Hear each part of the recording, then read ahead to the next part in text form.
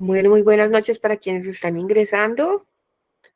Bienvenidos. Les recomendamos revisar en el chat. Ya compartimos el de pretest para que lo vayan descargando y realicen el registro. Gracias.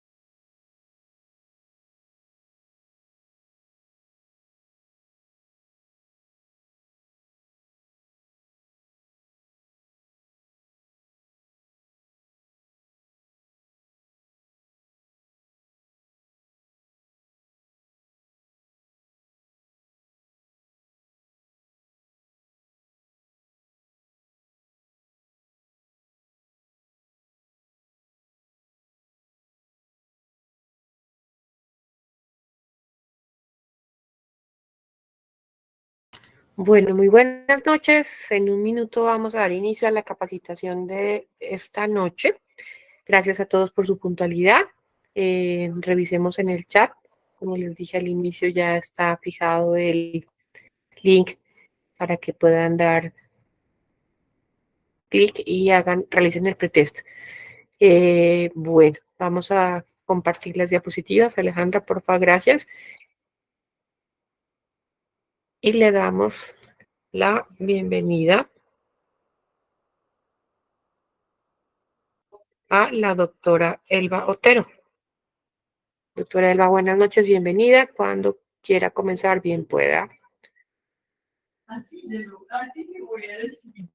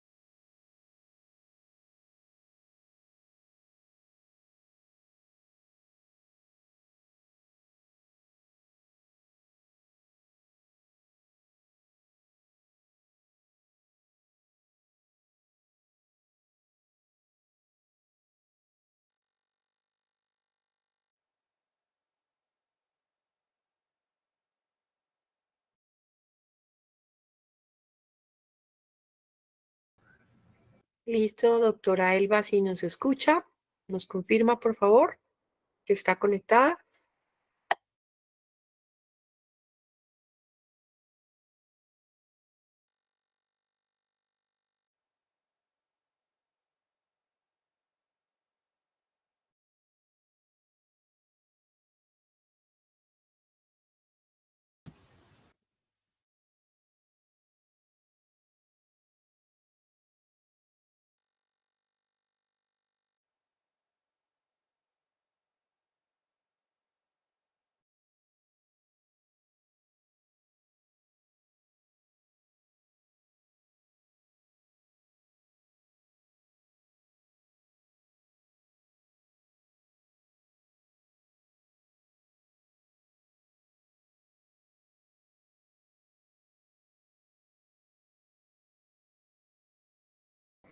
Doctora Elba, buenas noches. ¿Nos confirma si se encuentra en la sala ya?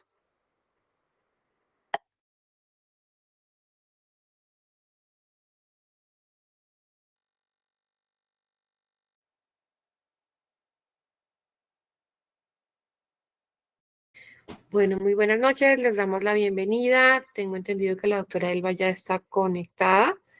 ¿Me confirma, doctora Elba, si... Esperemos un momentico, mi doc, que la doc no tiene audio. Ah, perfecto. No Listo. nos escucha a nosotros. Buenas Vale. noches. Ya, buenas noches. ¿Listo? ¿Ya tenemos audio? Vale. Sí, por favor.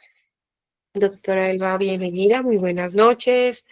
Es un gusto tenerla en esta noche de capacitaciones. Cuando guste, podemos empezar. Sí, ya. Pues el tema, ya podemos empezar. Lo he hecho pues de forma muy práctica, concisa. ¿Sí me escuchan? Sí, se escucha perfecto. Lo he hecho de una forma muy práctica, muy concisa, teniendo en cuenta pues la hora, el personal que está trabajando en este momento, personal que pues apenas de pronto está desplazándose o llegando a sus casas, ¿no? Entonces pues va a ser muy práctico, ¿listo?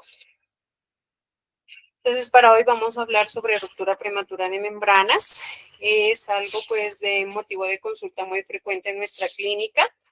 Siguiente, por favor. Tenemos que tener en cuenta ciertas definiciones. Entonces, para empezar, pues, saber qué es la ruptura prematura de membranas. Tenemos en cuenta que es la pérdida de continuidad de las membranas coriamnióticas con la posterior salida, pues, de líquido amniótico a través del canal vaginal antes del inicio del trabajo de parto. Tenemos que tener en cuenta pues la clasificación de acuerdo a la edad gestacional, que esta se puede presentar después de la semana 20-24 de gestación hasta antes de la semana 37 y tener en cuenta el periodo de latencia, que es muy importante para nuestros casos, que es el tiempo que comprende desde la ruptura de membranas hasta la aparición pues de las contracciones uterinas y el nacimiento del producto de la gestación. Hablamos de ruptura prolongada, que es la ruptura de membranas que va más allá de las 24 horas de evolución. Siguiente, por favor. La clasificación. Como lo había dicho, pues depende mucho la edad gestacional. Y esto es punto clave para el manejo que nosotros vamos a dar a estas pacientes.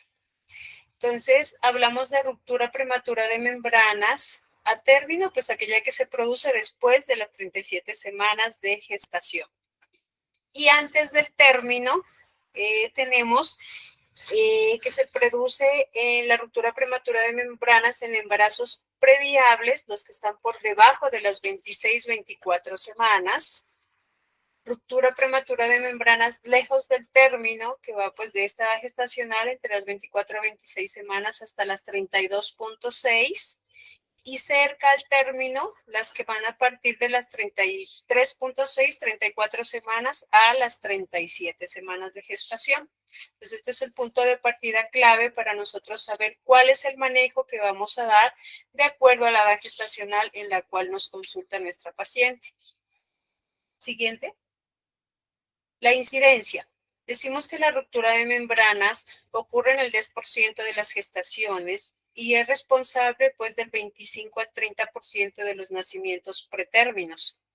Complica aproximadamente entre el 1 al 3% de todos los embarazos únicos y el 7 al 20% de los embarazos gemelares, y es la causa directa de aproximadamente el 40% de todos los partos pretérminos en el mundo.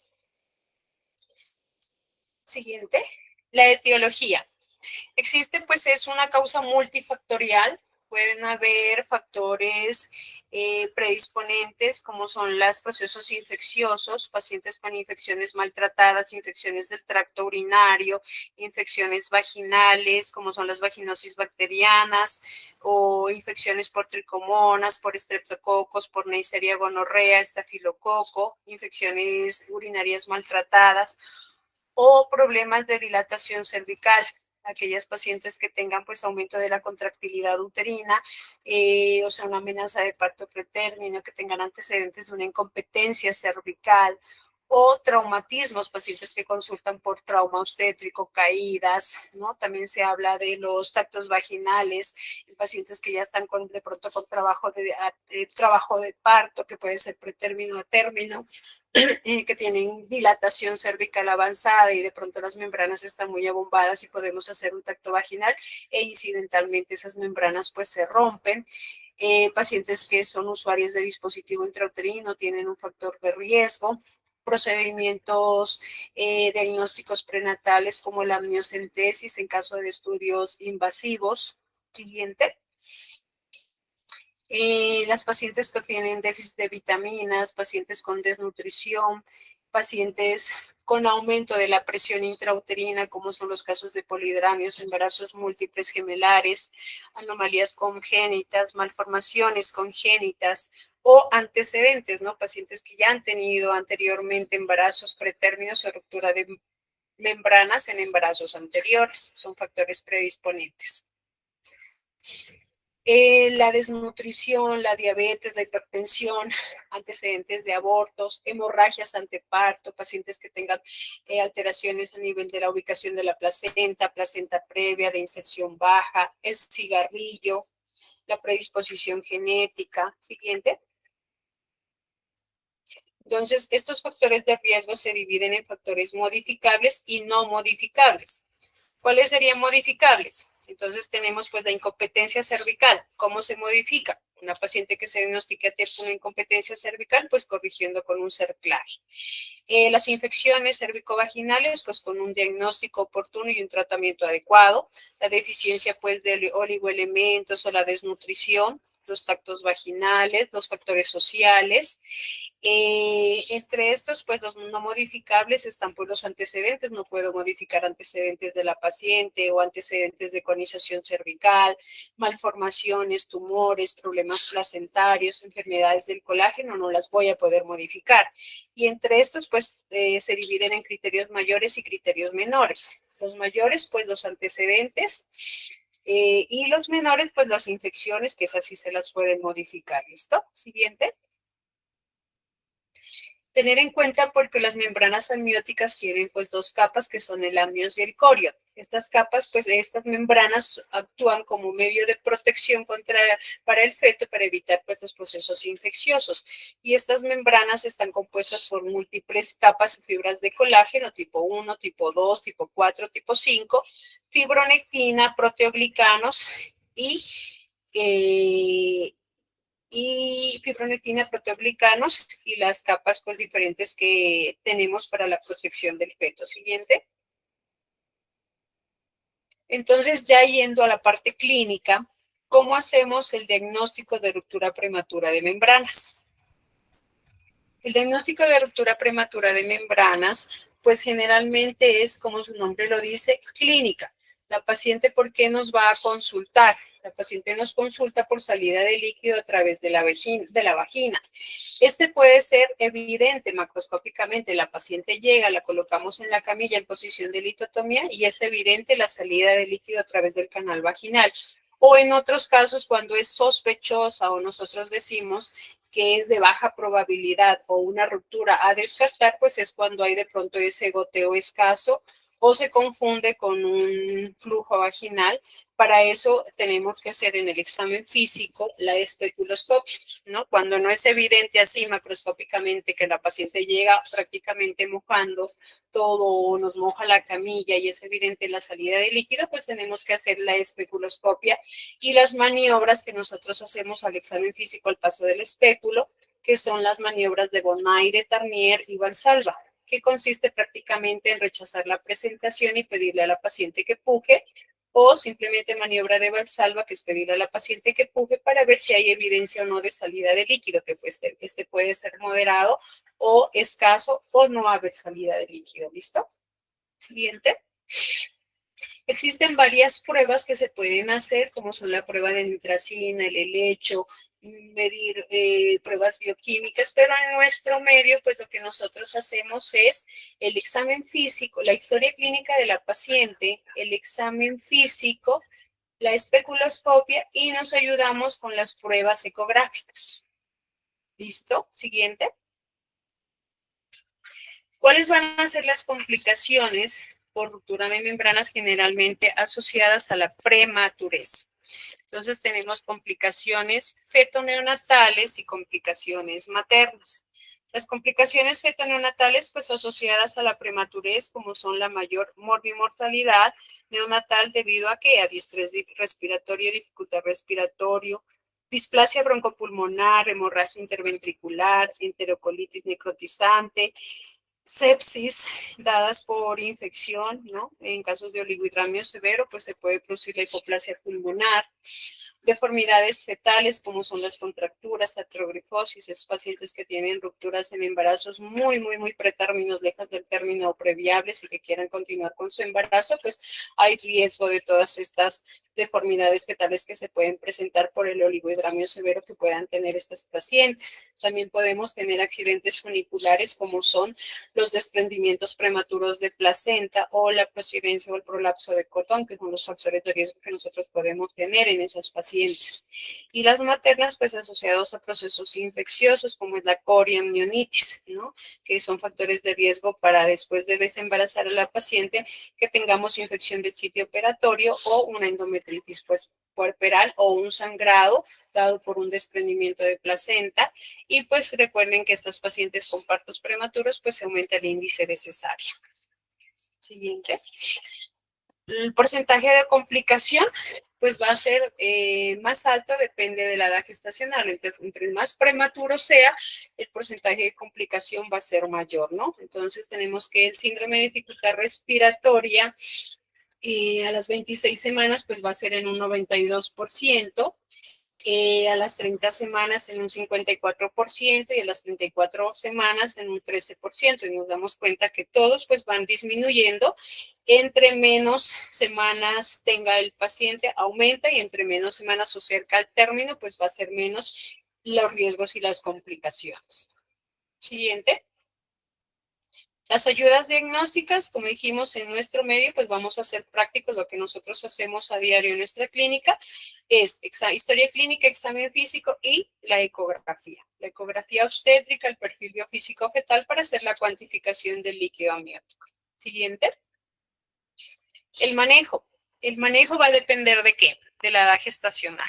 Entonces, se va a dividir en 3 etapas, ¿no es cierto? De acuerdo a la edad gestacional, si este paciente está por debajo de las 34 semanas, sabemos que nosotros tenemos que hacer un manejo expectante.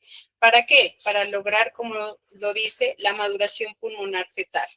Tener en cuenta si esa paciente está o no en trabajo de parto.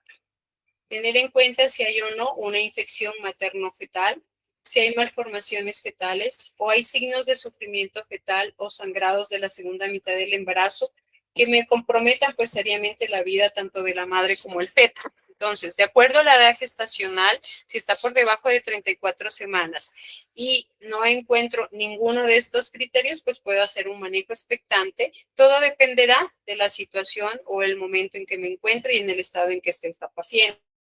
Siguiente.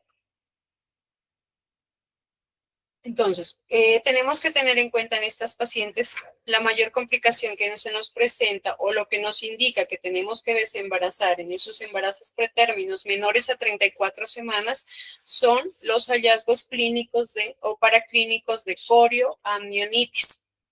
Si esa paciente menor a 34 semanas que entra en manejo expectante para lograr la maduración pulmonar fetal, que entra a manejo con su antibiótico profiláctico, sus paraclínicos interdiarios, sus estudios ecográficos, y tenemos que apenas llega esa paciente a iniciar a tener en cuenta los criterios clínicos y paraclínicos. Entonces, ¿qué controlamos en esos pacientes? ¿Qué es lo que hacemos en hospitalización cuando tenemos estos casos?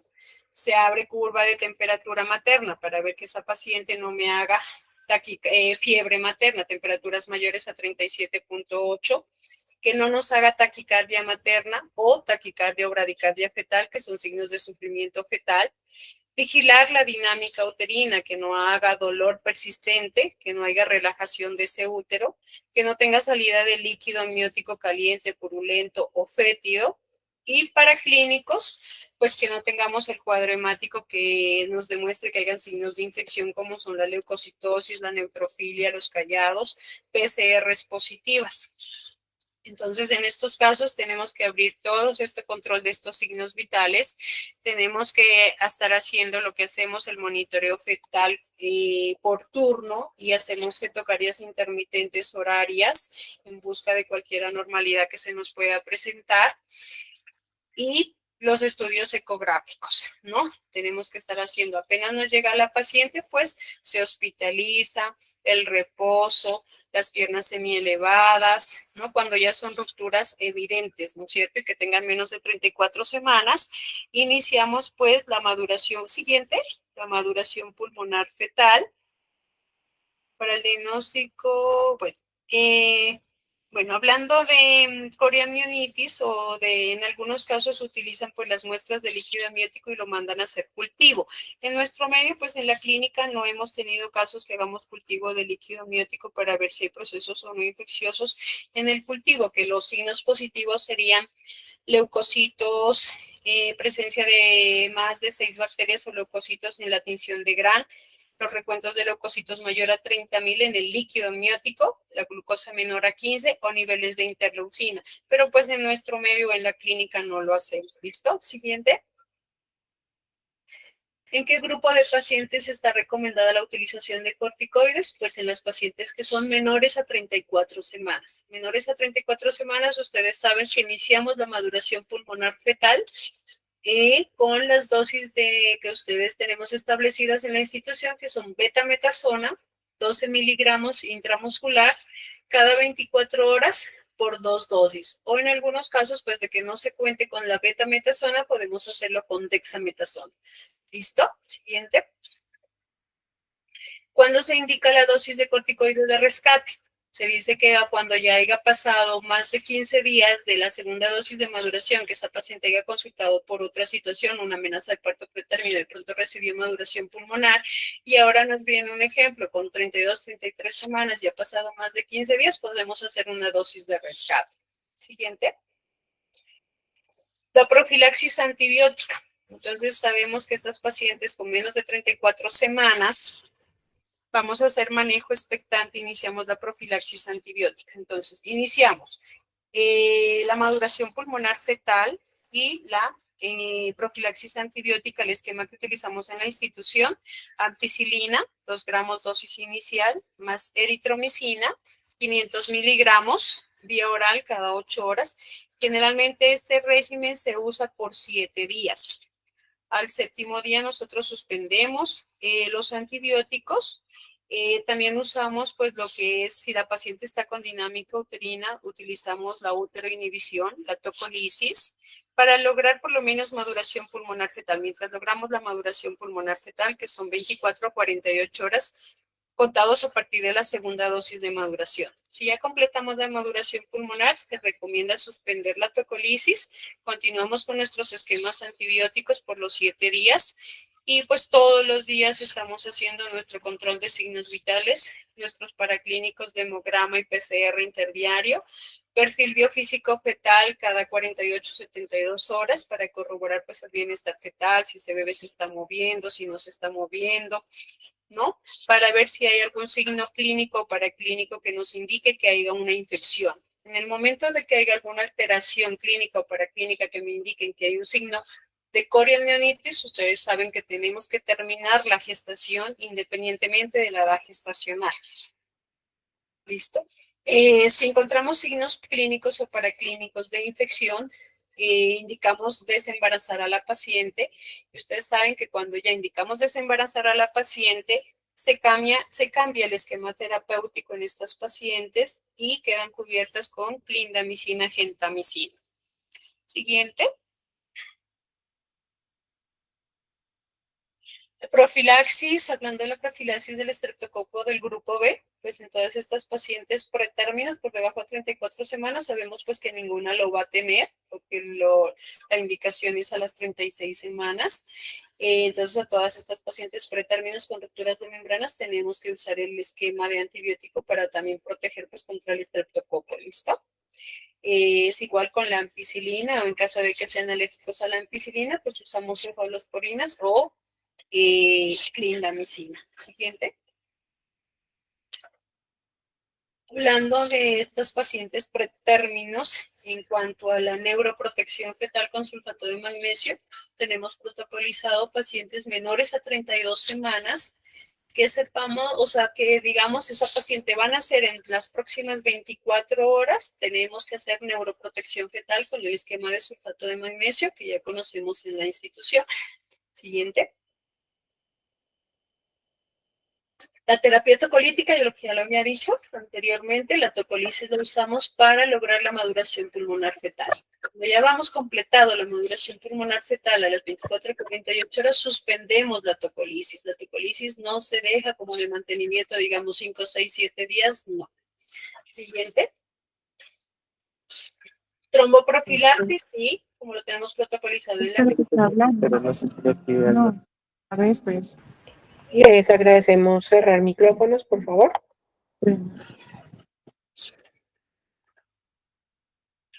La tromboprofilaxis, como lo tenemos protocolizado también en la clínica, toda paciente que va a estar en estancias prolongadas, sobre todo estas pacientes que van a tener en reposos prolongados, tenemos que iniciar la terapia profiláctica por el riesgo de tromboembolismo y sobre todo en las pacientes embarazadas, ustedes saben que esto aumenta, entonces tenemos que usarlo. Siguiente. La vía de finalización del parto, pues este dependerá de las condiciones y de la edad gestacional. Si esas pacientes, pues la ruptura de membrana se presenta por encima de las 34, 36 semanas y la paciente está en trabajo de parto, tiene condiciones para una vía de parto, tiene un viso favorable, ya tiene cambios cervicales, la presentación está encefálico, tiene una pelvis óptima para parto, podemos dar trabajo de parto, ¿no? O en su defecto, pues si la paciente es menos de 34 semanas, no está en trabajo de parto, no hay cambios cervicales, no hay un viso favorable para inducción, pues la meta o la idea es desembarazar esa paciente para no evitar la prolongación de la ruptura de membranas. Si ya estamos en mayor a 34 semanas, ustedes saben que ruptura prematura de membranas ya no vamos a hacer maduración pulmonar, la idea es desembarazar la paciente y evitar prolongaciones de esas rupturas, mayor riesgo de infección tanto materna como fetal. Siguiente. Entonces, los embarazos, lo que he venido diciendo durante toda la charla, embarazos entre las 26 y las 33.6 semanas, es a las que damos nosotros el manejo expectante, ¿no? Lo que dijimos, la maduración pulmonar, iniciamos la tocolisis para lograr la maduración pulmonar y el cubrimiento antibiótico con ampicilina, 1 gramo cada 6 horas, eritromicina 500 cada 8 por 7 días. Al 7º día nosotros suspendemos antibióticos y si las condiciones fetales lo permiten, pues la meta en estas pacientes pretérmino, por debajo de 34 semanas, es llegar a las 34 semanas. Cuando llegan 34 semanas se desembarazan. Generalmente, pues la mayoría de pacientes que hemos tenido en la institución, una vez tuvimos una paciente de 26 semanas, no llegan a las 34 semanas, ¿no? Es muy difícil, o hacen signos de coriamnionitis o un oligohidramnio severo, o factores de riesgo de desprendimiento de placenta o ruptura de cordón, y terminan ante cualquier signo o síntoma de infección o algo, terminan pues en terminación de la gestación. ¿Listo? Siguiente. Embarazos antes de las 26 semanas, 24 semanas, pues saben que es una edad gestacional muy lejos del término, son previables. Las complicaciones, pues, tanto para la madre o el feto, si llegan a ser, pues, son de muy difícil pronóstico, las complicaciones que ellos pueden tener. Entonces, aproximadamente el 50% de esas madres van a tener coremnionitis, van a tener partos por cesáreas y pretérminos extremos. Y la sobrevida, pues, depende de las secuelas que pueda tener este producto de la gestación por prematurez extrema, inmadurez neurológica, ¿no? Las complicaciones que puede tener a largo plazo. Siguiente. ¿Listo? Pues como les dije, es algo muy práctico, es lo que hacemos todos los días en la institución con casos de ruptura prematura de membranas. Lo importante es conocer la edad gestacional y el manejo que debemos dar de acuerdo a la edad gestacional y conocer muy bien los criterios o riesgos de infección. Gracias. ¿Alguna pregunta? Doctora Elba, muchísimas gracias. ¿Alguien tiene algún comentario, alguna pregunta? Los escuchamos.